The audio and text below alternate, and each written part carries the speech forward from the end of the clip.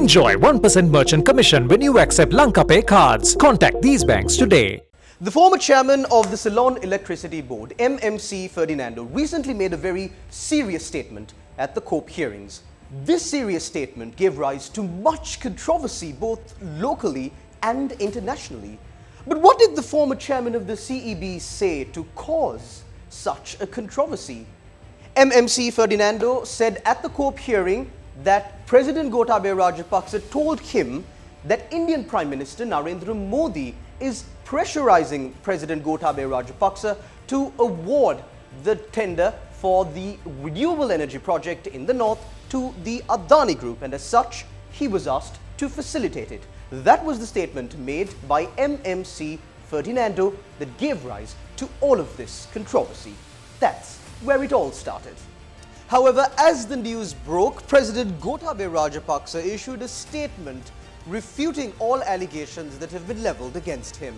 Immediately after that, the former chairman of the CEB issued another statement or a letter saying that he was mistaken when he said what he said during the COPE hearings. He said that he was stressed out and he became emotional during the hearing when allegations were leveled against him. He also said that he hadn't eaten and he was stressed out because he was working hard to bring the new Electricity Act to Parliament. However, the former chairman of the CEB failed to clarify one matter, and that is this letter that he sent to the Secretary to the Ministry of Finance on the 25th of November last year. Now, in this letter, the former chairman of the CEB specifically states that following a meeting with the president, he was instructed to facilitate the Adani Group to acquire the 500 megawatt renewable energy project both in Manna and in Punarin. Now, this news item was reported widely not only in Sri Lanka but also in India as well. NDTV did a detailed report on this news item. This news item was also given priority in many other leading Indian news stations like The Hindu and The Indian Express. All of these news stations reported broadly on this revelation that began with a statement made by the former chairman of the CEB at the COPE committee here in Sri Lanka. Responding to a query made by the Hindu newspaper, the Adani Group said that they are saddened by the situation that has taken place in Sri Lanka and that their only intention was to invest in the country. However, this has now blown out into a full controversy mainly because Adani and Indian Prime Minister Narendra Modi are close friends, and their relationship, even in India, has given rise to controversies many times before.